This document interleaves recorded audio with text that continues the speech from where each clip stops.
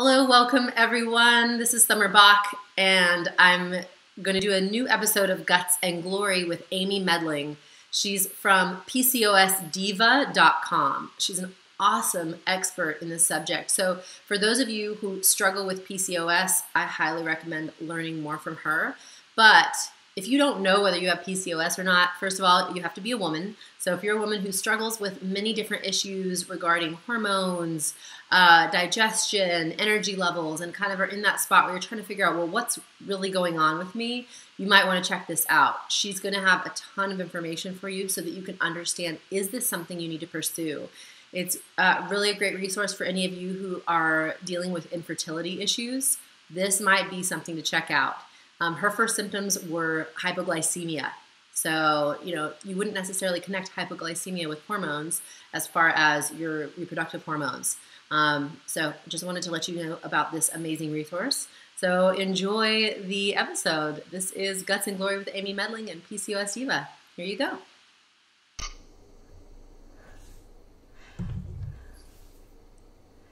Hello, welcome everyone. This is Guts and Glory. It's Summer Bach and Amy Medling. Hello, Amy. Welcome.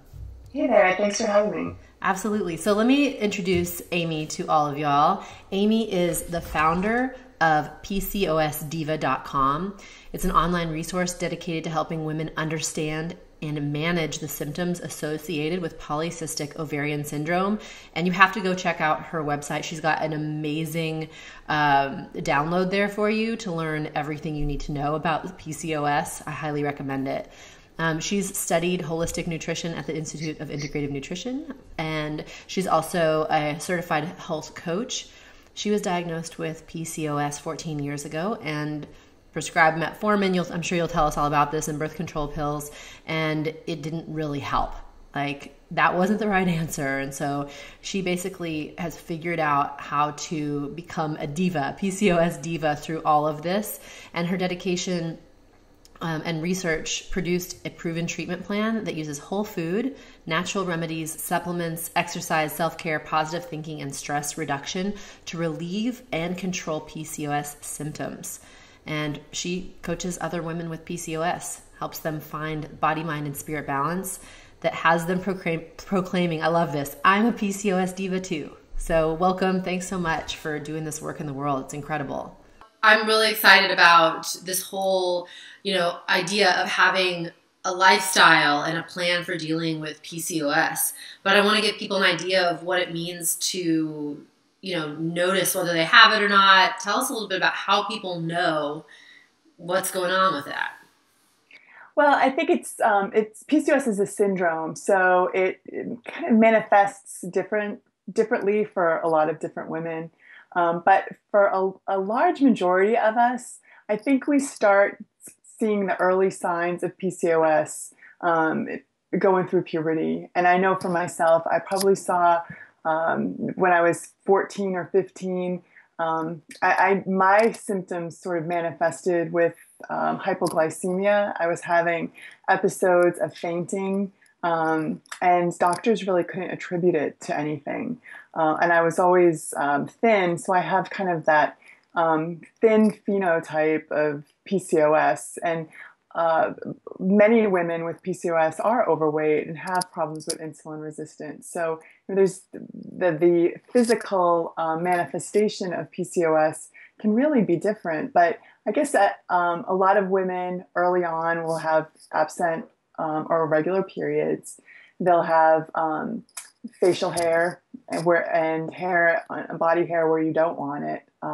And then you often have hair loss where you do want to keep your hair. And I know that was a symptom that I had. I was a senior in high school, and the doctors attributed it to stress of trying to get into college. So hair loss can be an issue, and acne. A lot of women with PCOS deal with acne. So there's all of these kind of physical manifestations, but it ends up PCOS is really an endocrine or metabolic disorder. And the name is kind of a misnomer because 70% of women with PCOS do have the trait of polycystic ovaries, but 30% do not. And so it's really important that you get a thorough diagnosis. And a lot of doctors aren't really familiar with the proper way to diagnose a woman with PCOS. And I'm really can attest to that because even though I was finding symptoms at age 14, it took till I was 31 before I got a diagnosis. And I had been to lots of different doctors. And I remember hearing from doctors telling me that I would probably never get pregnant. And that's something else that a lot of women with PCOS hear. And it's a way that a lot of women with PCOS get diagnosed because PCOS is the leading cause of female infertility. So oftentimes you don't really discover you have PCOS until you go to a fertility clinic or you're trying to get pregnant. PCOS is often treated with the birth control pill to kind of get a woman's cycles back online and to help reduce androgens. That's a symptom of PCOS, and it's part of the diagnosis criteria, which I'd love to just kind of let listeners know how to get a proper PCOS diagnosis. So if you are going to a doctor and you're finding that your periods are irregular, you're not ovulating, that's certainly one of the diagnosis criteria for PCOS. So irregular or absent periods. And then also elevated levels of androgen. So, if you have excess, your testosterone levels are high, your DHEA levels are high, that would also be a sign of PCOS. And then polycystic ovaries, and that would be found with a vaginal ultrasound. And then you would also want to have a lab workup. So as I mentioned, a lot of women with PCOS have insulin resistance. So you'll see higher A1C markers or blood glucose markers. You'll also see high levels of luteinizing hormone and low levels of sex-binding globulin as well. So those are kind of the things to look for. But certainly 2 out of the 3 of the absent periods, androgens, or polycystic ovaries would give you the PCOS diagnosis. Wow. Okay. And so you mentioned infertility. You mentioned having like irregular cycles. Mm-hmm. Is there pain associated with this syndrome? Yeah, so, I think that's an interesting question. And I actually recently did a podcast with Jessica Drummond. She has the Pelvic Pain Institute. And we were talking about this. I think that it's not typical for women with PCOS to have pain associated. It's usually another underlying condition that's going on, like endometriosis. A lot of women with PCOS are dealing with inflammation and estrogen dominance. So endometriosis could also be a factor, but pain it typically isn't. And I'm not saying that women with PCOS may not experience pain, but again, it's a syndrome, so it really manifests itself different in everyone. Got it. So, it sounds like it can be hard to identify. This is one of those kind of ones that a lot of people probably slip through the cracks. Yes, a lot of people slip through the cracks. In fact, 70% of women who have PCOS don't know they have it.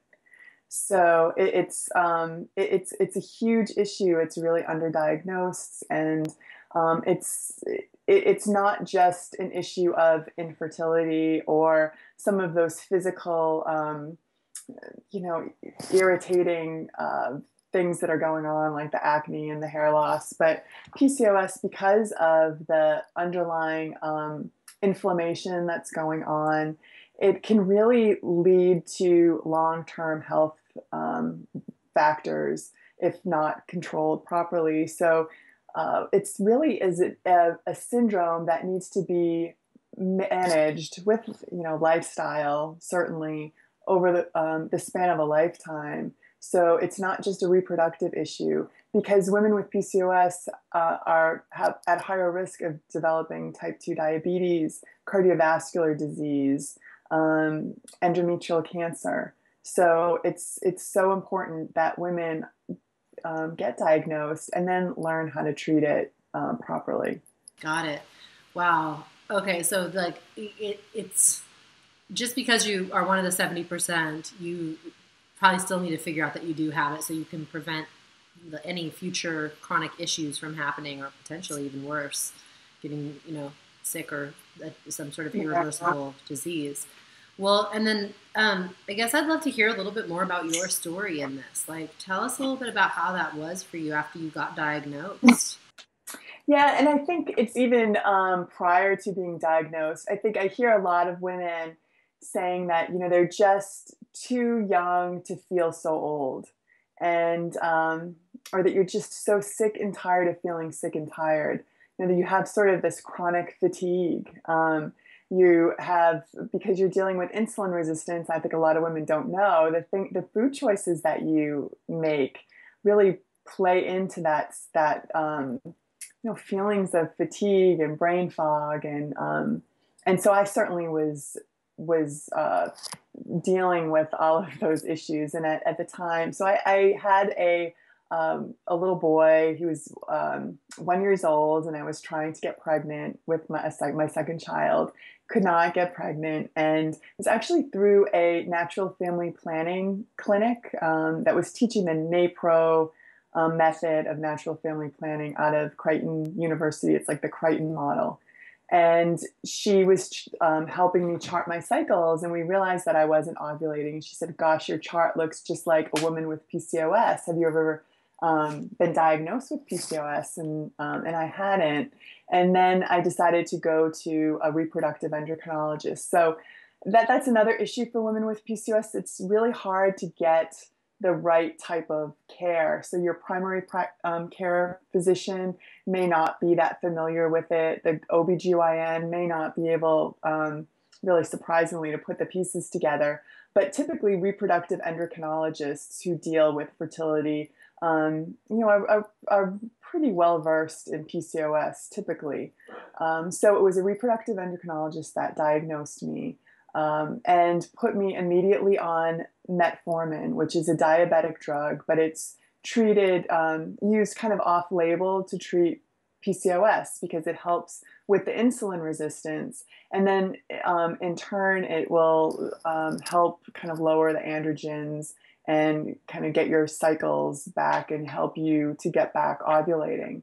But the downside with metformin is that it can cause really bad GI issues for a lot of patients, and I was one of those women. It also, it's very important to know that metformin can deplete B12, and we know how important B12 is certainly to fertility. So if you're on metformin, you certainly want to be supplementing with a methylcobalamin form of B12, and then I was able to get pregnant, but I swore that I would never go on metformin again. I would never go on the birth control pill again. But I had to find a way to feel better because now I had a baby, a 3-year-old, and I had to take, a nap probably twice a day to get through my day. And I was just exhausted and moody and knew that there had to be another way. And so I spent a lot of time researching online. And at the time, I was writing for the PCOS Association newsletter. So I had access to different experts and was able to kind of piece together a lifestyle that really worked for me and remarkably reduced my PCOS symptoms, and my labs came in normal. Like I did not have PCOS on paper anymore. So my doctor started kind of recommending her patients that also couldn't tolerate metformin to just have a conversation. And we talked about kind of what worked for me. And I loved being able to help women and started a blog. And my husband really encouraged me to sort of pursue this passion. And I went back to IIN and became a health coach and ended up calling my company PCOS Diva because really what it takes is that extreme level of self-care. And my husband said one day, "Gosh, you're really becoming a diva."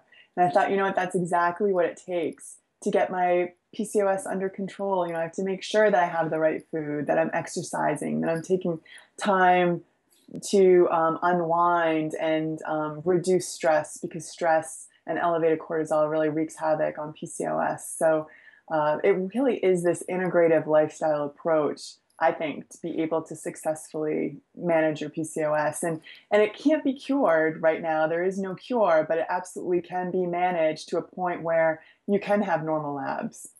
That's amazing. I really love your explanation of the diva part of this. Mm-hmm. That like it really is about just, you know, like putting yourself. People say put yourself first, but I think diva is a totally different connotation there. It's saying like absolutely, you know, like these things are inherent, they're imperative. You're going to do whatever you need to do for yourself. I just think that's wonderful. I mean, I think with most issues that people deal with their health, being a diva about your self-care is a really good path for healing. Mm-hmm. Really good. Yeah, and I think it extends too to being, I say, be a diva at the doctor. You know, your doctor is working for you, and you have to be knowledgeable and empowered so that you can take charge of your health. And in the PCOS world, there's a lot of really great supplements that show so much promise that are in studies are going head to head with metformin. One in particular, there's a B vitamin family called inositols, and there's 9 different inositols, and 2 of them really help with insulin resistance, and that's Myo and D-Chiro inositol. And there's some wonderful products out there. One that I use every day is Avasitol. And Avasitol is a combination product of both Myo and D-Chiro.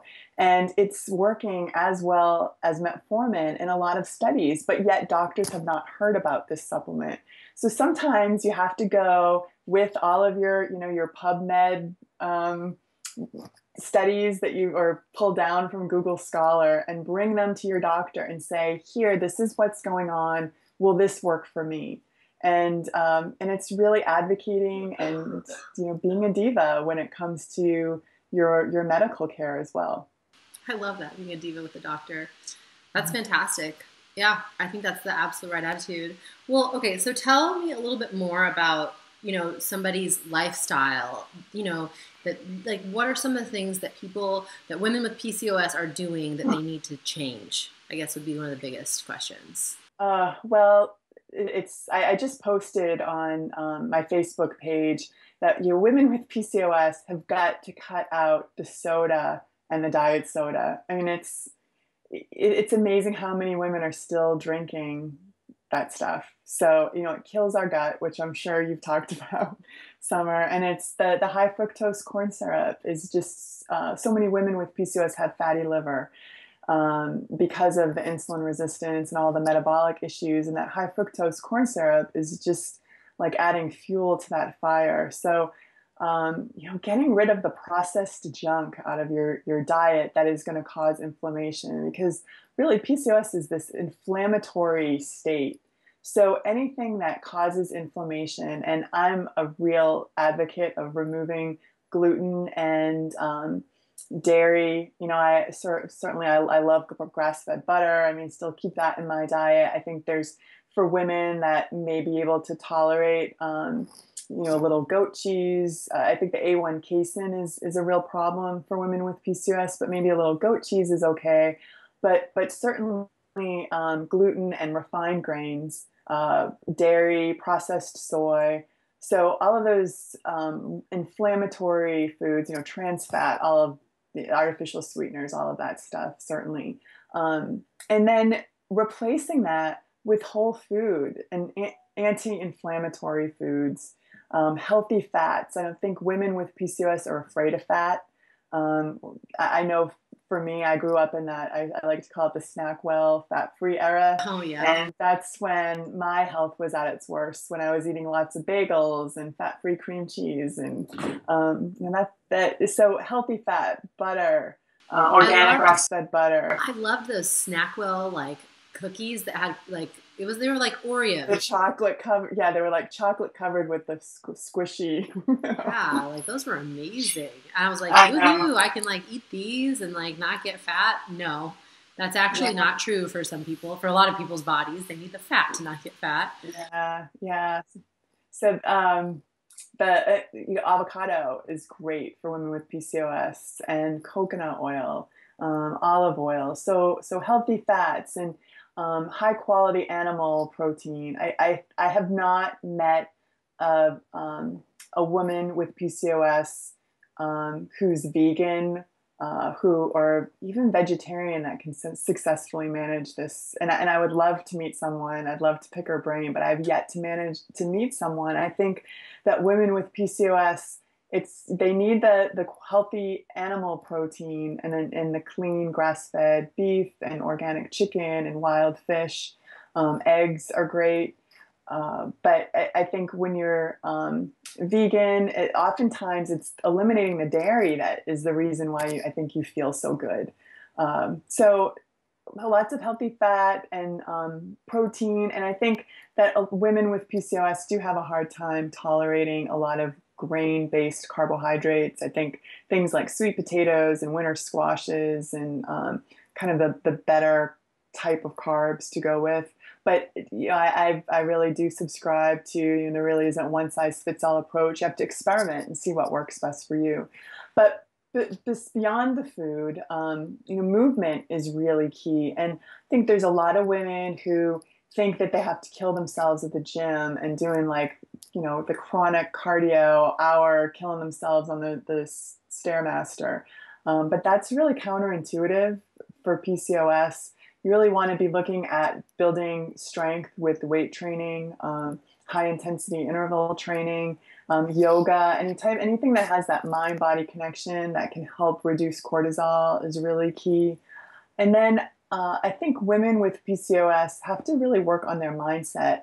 And after working with PCOS Diva and thousands of women with PCOS and hearing the conversations, I think so many of us have this kind of lack mentality that there's never enough time, that there's never enough money, that we're not enough, that we'll never be good enough. And so we have to kind of move away from that mindset to more of a positive mindset from a place of abundance and love. And really, I think that at the core of so much of this lifestyle is learning to love yourself where you are right now, even if you have the acne, even if you are, you're not at your ideal weight, but learning to love yourself where you are so you can make positive choices from yourself, from this place that you are enough. It really, I think, propels you forward because it's really about taking these tiny steps, making these small changes that accumulate over time. So mindset is huge. Well, can I ask a quick question about mindset? So what does someone do differently who's coming from the abundant mindset versus the scarcity one in terms of PCOS? What are they doing differently? Well, I think that they're being a diva. They're making sure that they have, they're at a restaurant, they're asking for exactly what they need to eat. They're making sure that they're getting themselves to the gym or going for a swim or doing something that they love. It's funny, I just had a client last week, and at the end of every client session, we kind of come up with a list of to-dos that they're going to go off and work on between sessions. And so this was her second session, and we were going through the list, and I said, well, did you do this? Did you do this? She said, no, I knew you were going to ask me that, but no, I didn't do it. And it really, when we got down to the nitty gritty of it, it was just that she didn't feel like she deserved to take the time for herself to meal plan and to, get to the gym or to go relax and get a manicure. It came down to that deservability. And so that was that scarcity lack mentality that needs to be shifted to more of a place of abundance. Got it. And that's such a great example. I've noticed that a lot with people that aren't in that diva mentality, essentially. I think that example of also ordering food out is a really, really perfect one where, I've felt this for myself, having a bunch of food intolerances that I've had to deal with and going out and people, a lot of my clients will ask me a lot, like, what do I say? How do I order? And you just have to be okay with spending about 4 times the amount of time with the server that everyone else does. Everybody's like, I'll take the burger with tots. You're like, yes. Can I get the burger with no bun, no cheese? And you like go through the list and you like double check. Okay, you got that, right? Can you read it back to me? Like that whole interaction is very different than most people's interaction when they're ordering food out. And you just have to learn to be comfortable with it in front of a group of people even. You have to be like, I don't always love like yelling across the table my order. I always ask the server, I'm like, can you come over here, please? I just ask the server to come stand next to me so that we can have a conversation versus it being something more public. That helps me get through the conversation. So anyway, I love that you're talking about some of these specific examples for people to take to get into that diva mindset. I think anybody even people who do not have PCOS can really learn from this diva mindset. I love it. Tell me more. So you're talking about mindset. You're talking about the food. What else? Is there more that people need to know about dealing with this? Yeah, and then the supplements play, I think, a really key role as well. There's so many different nutrients out there that women with PCOS, I think we have sort of like kind of like a boggy mechanism, like we don't convert things well. One particular nutrient would be the like the fatty acids. So a lot of women think that they can have like flaxseed or walnuts to get the fatty acids that we need. But for women with PCOS, our body doesn't convert that ALA fatty acid to DHA, which is what our brains and our cells are really craving. So we have to be supplementing with a EPA, DHA, fish oil, or if you're allergic to fish, perhaps a DHA algae kind of supplement. But fish oil is so, I think, one of the first things that I get my clients on. It's so important. Chromium is something that women with PCOS need more of, magnesium. And these are the things that are going to really help with that blood sugar metabolism. Women with PCOS tend to be really just depleted in vitamin D. And I know as a general population, we all are low in vitamin D, but it really wreaks havoc on our systems. And it seems that studies show that we're at chronically low levels of vitamin D. So vitamin D is important, B12, and all of the Bs. And I think a lot of women with PCOS, I think seem to have that MTHFR mutation. So getting a good folate and methylated B complex is important. And I think for women with PCOS too, there's some really nice research coming out on N-acetylcysteine and berberine. So those are two others. You can read more about them on my site. But tell us where your site is real quick for people to know where to go get this vital information. Yeah, so PCOSdiva.com. I think you had mentioned I have a 32-page guide I call it a PCOS 101 guide to health and hope. So that's really when you come to PCOS Diva, I really want you to have a sense that it's like this oasis. With all of this negative information out there, I want you to feel like there is hope, and there certainly is, especially for women with PCOS who are trying to conceive. Most women with PCOS can get pregnant despite what the doctors tell you. I mean, I was told that I would never get pregnant, and I have 3 beautiful kids. My third was conceived. She was kind of a surprise at age 37 after I had been on this, healthy lifestyle. So and most of the women that I work with and interact with, they can get pregnant with PCOS. So there is a lot of hope, and you can feel good again too. That's important. So I have one quick question. I actually want to rewind for a moment before we wrap this all up, because this is what I already know we're going to get the most questions about. You mentioned a lot about inflammation, and you mentioned eating foods that are anti-inflammatory. Can you speak a little bit about like how would somebody know that foods are anti-inflammatory, or what resources would you recommend for them to go to find that out? Yeah, well, that's a great question. Certainly fruit, I think women with PCOS have to be a little bit careful with because fruit still does have a lot of sugar. So berries, cherries, apples, pears, those kind of fruits. vegetables. Wait, those kind are good, or those kinds are? Those are good. Those Yeah. are lower glycemic. You know, you kind of want to stay away from the tropical fruits that are higher glycemic. And then lots of veggies, lots of greens. And then, you know, you're the expert on fermented food. I can tell you, adding a couple forkfuls of sauerkraut has really changed my digestion, and something that I love to do. You know, any kind of kimchi, fermented, you know, carrots and vegetables. It's really great for the gut. And women with PCOS are dealing with leaky gut typically due to you know, just a real high level of gluten consumption. These are women that are addicted to white carbs and sugar. Oh yeah, sugar. Just that's the number one inflammatory food for women with PCOS, and it's so hard to break that sugar cycle. But staying away from sugar is huge for women with PCOS. And that's kind of where like a health coach comes in.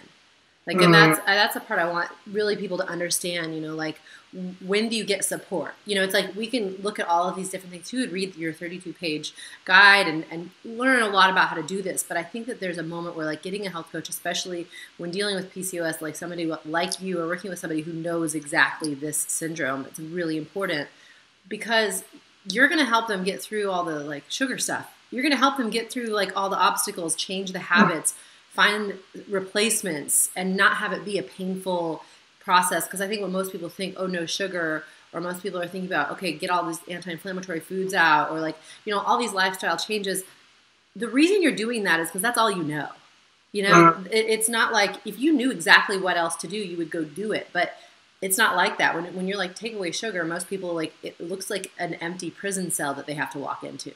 You know, it's like, really? I don't want to go in there. No, thank you. It's comfy over here with the sugar. Yeah, and I think women with PCOS feel so alone and isolated. And I do have a group coaching program. It's called Jumpstart, and it's real. There's something really powerful about all being in it together and supporting each other along the way, because you feel like you're part of this community. Because it's hard, you know, these kind of things, personal things that you really don't want to talk about often with other people. So it's nice to have a sense of community as well when you're going through these kind of major lifestyle changes. Awesome. You know, this for this amount of time that we've been together talking about this has been so informative and, like, action-packed. Tons of tips here. I mean, for those of you dealing with PCOS, you're going to have to watch this a couple times, take some notes. We'll have the transcript for everybody to look at below. But this has been phenomenal. And, you know, go check out Amy at PCOSdiva.com for her guide. And, you know, just, Amy, I want to thank you so much for sharing all of this and for being so knowledgeable and so dedicated to helping women. It shows, like, your dedication and passion for this really shows as you talk about it. And I'm just happy that you exist as this, you know, person who's excited about this, but also creating this ongoing resource for people. Oh, well, thank you. Well, thanks for inviting me so I could kind of spread my message of hope and awareness. And hopefully somebody might think, oh, gosh, I have some of these symptoms, and can go get a diagnosis for themselves. Perfect. Awesome. Well, everyone, this has been another episode of Guts and Glory. Thanks for being here. And thanks again, Amy. This is Summer Buck signing out. Bye-bye.